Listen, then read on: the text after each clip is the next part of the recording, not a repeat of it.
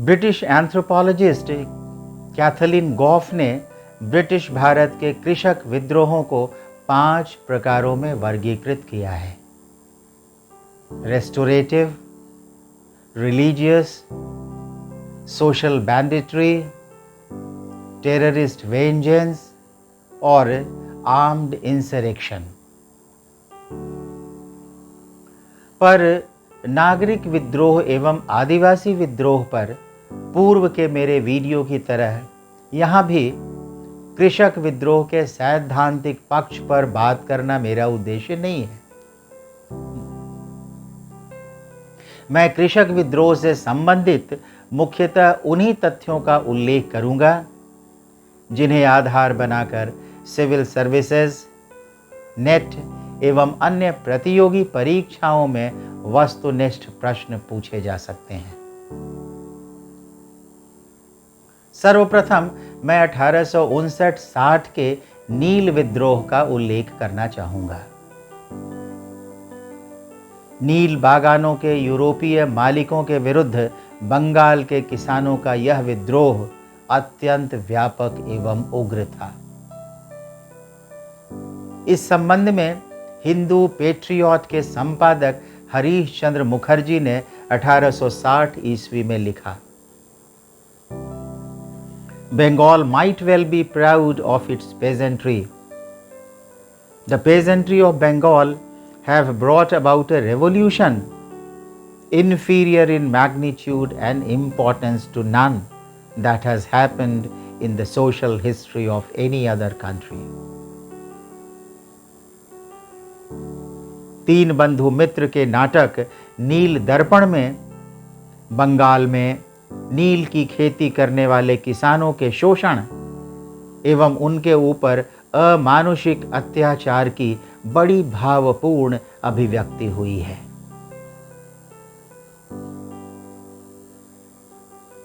पूर्वी बंगाल का एक कृषक विद्रोह पबना विद्रोह के नाम से जाना जाता है।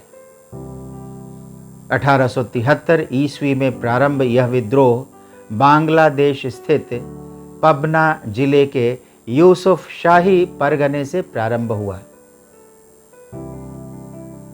ब्रिटिश इंडियन एसोसिएशन के मुखपत्र हिंदू पेट्रियट ने पबना विद्रोह को मुस्लिम किसानों द्वारा हिंदू जमींदारों के विरुद्ध एक सांप्रदायिक विद्रोह के रूप में अभिव्यक्त किया। इस विद्रोह के एक प्रमुख नेता ईशान चंद्र रॉय थे।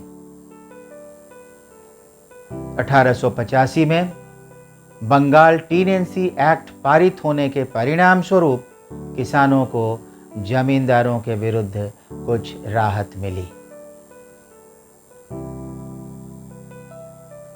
1875 ईस्वी में महाराष्ट्र के पूना एवं अहमदनगर जिले में किसानों का एक बड़ा विद्रोह हुआ। दक्कन के रैयतों का सामाजिक बहिष्कार आंदोलन, जिसे डेक्कन डिस्टर्बेंसेस के नाम से जाना जाता है। किसानों के इस आंदोलन में भी पूर्व में वर्णित पबना विद्रोह की भांति ब्रिटिश विरोधी चेतना, एंटी कॉलोनियल कॉन्शसनेस का सर्वथा अभाव था।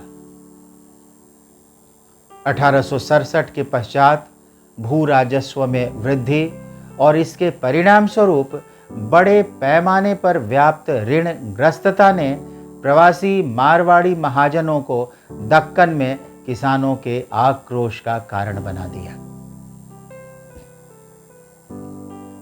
1879 में पारित डेक्कन एग्रीकल्चरिस्ट रिलीफ एक्ट द्वारा रैयतों को महाजनों के विरुद्ध कुछ राहत मिली।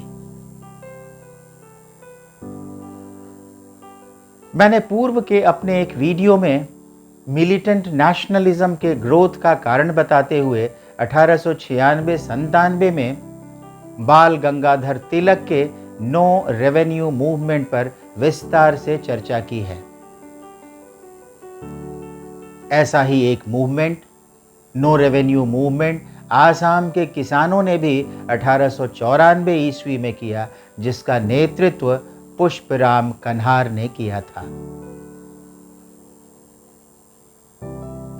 यहाँ 1928 के बारदोली सत्याग्रह का उल्लेख करना अप्रासंगिक नहीं होगा।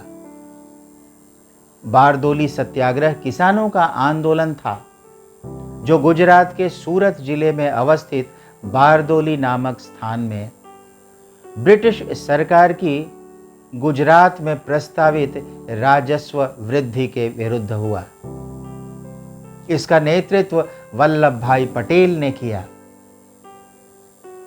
उल्लेखनीय है कि बारदोली के निवासियों ने इसी सत्याग्रह के दौरान पटेल को सरदार की उपाधि प्रदान की थी।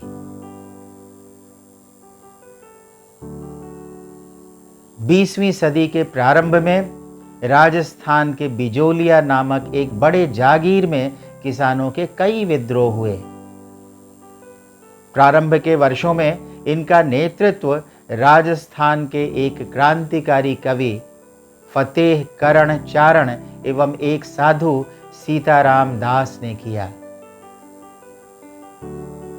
1916 ईस्वी से बिजोलिया आंदोलन को भूप सिंह उर्फ विजय सिंह पथिक एवं माणिकलाल वर्मा का नेतृत्व प्राप्त हुआ।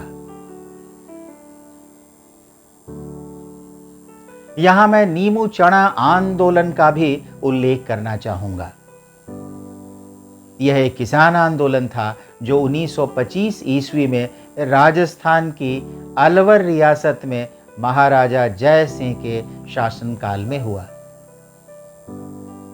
इस आंदोलन में इतनी बड़ी संख्या में किसानों की हत्या हुई कि रियासत नामक एक समाचार पत्र ने इसकी तुलना जालियांवाला बाग हत्याकांड से की और इसे दूसरा जालियांवाला बाग हत्याकांड कहा।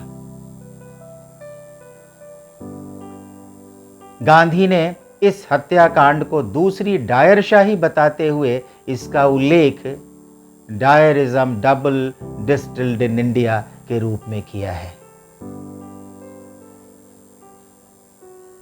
1919-20 में बिहार की सबसे बड़ी जमींदारी दरभंगा राज के विरुद्ध एक बड़ा किसान विद्रोह हुआ। इसका नेतृत्व विशुभरण प्रसाद उर्फ स्वामी विद्यानंद ने किया। उल्लेखनीय है कि दरभंगा राज ब्रिटिश भारत में सबसे बड़ी रियासतों में एक था।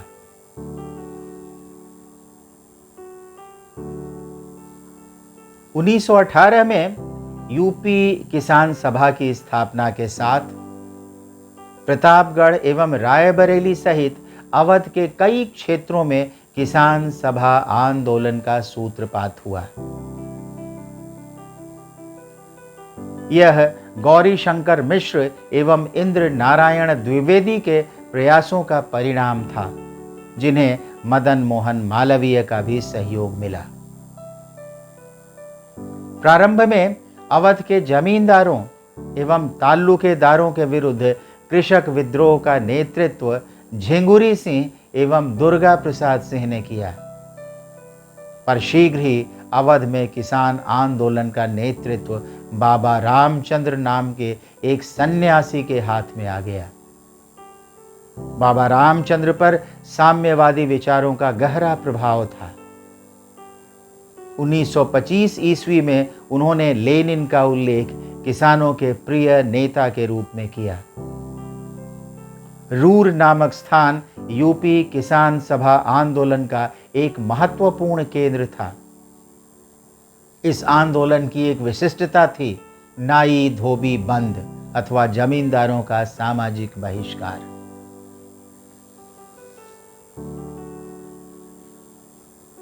किसान सभा आंदोलन की समाप्ति के पश्चात 1921 में अवध में किसानों का एक अन्य आंदोलन एका अथवा एकता आंदोलन प्रारंभ हुआ।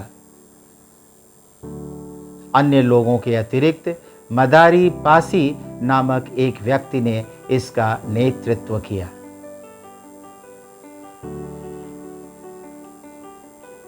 अगस्त 1921 में केरल के मालाबार जिले में किसानों के असंतोष ने एक दंगे का रूप ले लिया। इसे मोपला विद्रोह या मोपला दंगा के नाम से जाना जाता है। मालाबार में मुस्लिम किसानों को स्थानीय भाषा में मोपला कहते हैं। 1921 ईस्वी के इस विद्रोह की रूपरेखा 19वीं सदी में ही तैयार हो चुकी थी, क्योंकि एक आंकड़े के अनुसार 1836 एवं 1919 के मध्य दक्षिण मालाबार में मोपला के 28 विद्रोह हुए। इन विद्रोहों में मोपला अर्थात मुस्लिम किसानों ने हिंदू जमींदारों के विरुद्ध हिंसात्मक विद्रोह किया। यद्यपि मोपला विद्रोह के मूल में कृषि संबंधी अथवा एग्रेरियन कारण थे, पर विद्रोह के दौरान इस विद्रोह ने भीषण सांप्रदायिक रूप ग्रहण कर लिया। विद्रोह में एंटी हिंदू सेंटिमेंट अत्यंत प्रखर रूप में अभिव्यक्त हुआ। हिंदुओं को लक्ष्य कर मुस्लिम किसानों द्वारा उन पर जानलेवा हमले किए गए। बड़ी संख्या में उनकी हत्या की गई। हिंदुओं का जबरन धर्म परिवर्तन किया गया। सरकार विरोधी एवं जमींदार विरोधी एक किसान आंदोलन ने किस प्रकार एक सांप्रदायिक रंग ग्रहण किया, मोपला विद्रोह इसका साक्षात उदाहरण है। दक्षिण भारत के एक प्रमुख कृषक नेता NG रंगा थे। उन्होंने तटीय आंध्र प्रदेश में कृषकों को संगठित करने का कार्य किया। उन्हें 1923 में गुंटूर में रैयतों के प्रथम एसोसिएशन फर्स्ट रैयत एसोसिएशन को स्थापित करने का श्रेय प्राप्त है। उन्हें भारतीय किसान आंदोलन का जनक भी कहा जाता है। NG रंगा ने गुंटूर जिले में अवस्थित अपने गांव निदोब्रोलू में इंडियन पेजेंट्स इंस्टीट्यूट की स्थापना की। यहां किसानों को कृषक आंदोलन का सक्रिय कार्यकर्ता बनने का प्रशिक्षण दिया जाता था। आंध्र प्रदेश के एक अन्य कृषक नेता P सुंदरैया थे।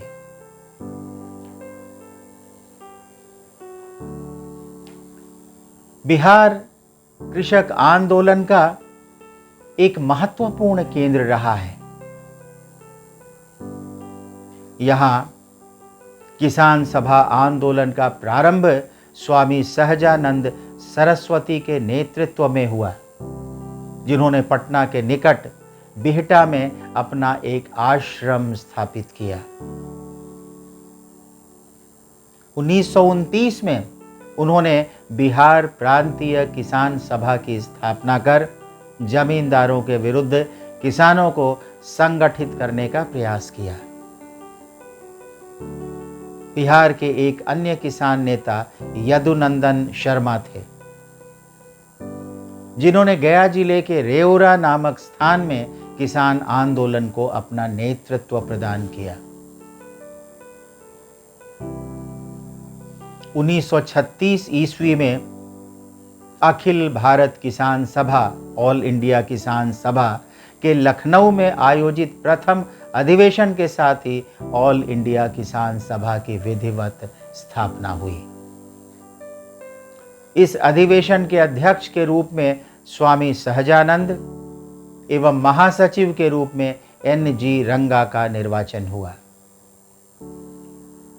1937 ईस्वी में ऑल इंडिया किसान सभा का महाराष्ट्र स्थित फैजपुर नामक स्थान में दूसरा अधिवेशन हुआ, जिसकी अध्यक्षता NG रंगा ने की।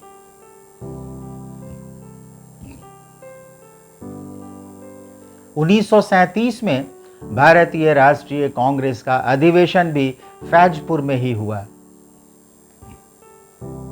यह भारतीय राष्ट्रीय कांग्रेस का पहला ग्रामीण अधिवेशन रूरल सेशन था, जिसकी अध्यक्षता जवाहरलाल नेहरू ने की। यह अधिवेशन इसलिए महत्वपूर्ण माना जाता है क्योंकि इस अधिवेशन में पहली बार INC ने किसानों की समस्याओं को कॉम्प्रिहेंसिव वे में एड्रेस किया।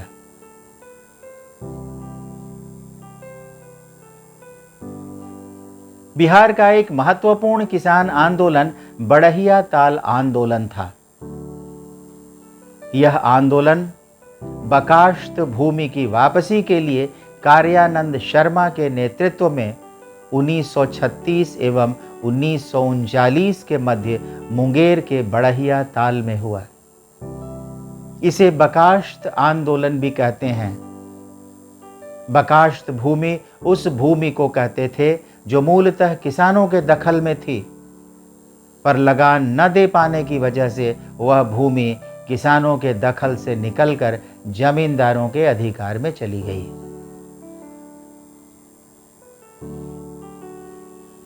अंत में मैं 2 किसान विद्रोहों का उल्लेख कर अपनी बात को समाप्त करूंगा। तेभाग आंदोलन एवं तेलंगाना विद्रोह। 1946-47 का तेभाग आंदोलन बंगाल में हुआ।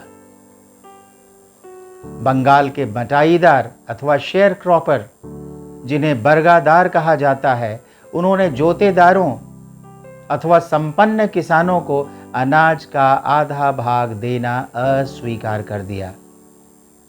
उन्हें जोतेदारों को अनाज का मात्र 1/3 भाग देना स्वीकार था। 1938 में बंगाल की सरकार द्वारा स्थापित भू राजस्व आयोग, जिसे फ्लाउड कमीशन के नाम से जाना जाता है, इसने भी शेयर क्रॉपर बटाईदारों के पक्ष में ही अपनी अनुशंसा की थी। इस आंदोलन के प्रमुख नेताओं में चारू मजुमदार, कंसारी हलदर एवं गणेश दास थे। बिमला माझी नामक एक महिला ने भी तेभाग आंदोलन को अपना नेतृत्व प्रदान किया। वस्तुतः इस आंदोलन में कृषक महिलाओं ने बड़ी संख्या में भाग लिया, जिन्होंने संघर्ष हेतु नारी वाहिनी नामक एक फाइटिंग ट्रूप गठित किया था। तेलंगाना विद्रोह भी 1946 में प्रारंभ हुआ। जमींदार विरोधी किसानों के इस विद्रोह को निजाम के विरुद्ध, हैदराबाद की देशी रियासत के विरुद्ध एक संघर्ष के रूप में देखा जाता है। एक स्थानीय किसान नेता दोड्डी कोमारैया का नाम इस संदर्भ में उल्लेखनीय है, जिन्होंने इस संघर्ष में किसानों का नेतृत्व किया था।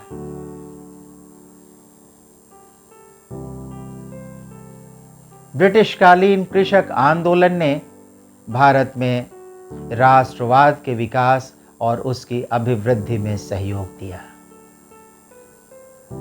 कृषक आंदोलनों ने एक वातावरण निर्मित किया जिसमें स्वतंत्रता के पश्चात कृषि एवं भूमि संबंधी भावी सुधारों की नींव रखी जा सकी। Thank you very much.